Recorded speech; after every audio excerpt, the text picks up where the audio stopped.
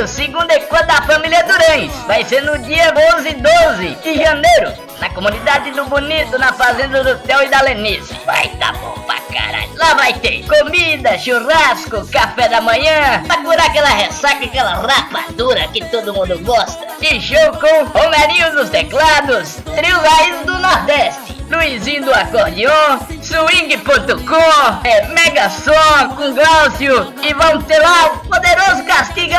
Vou tá lá, vai tá bom pra caralho, hoje tá festa eu tô. Vou lá amolecer o joelho, vamos pra amolecer o joelho, a junta é graxa, mas vou dançar um forró pra ver se vai ser melhor, porque meu joelho tá assim.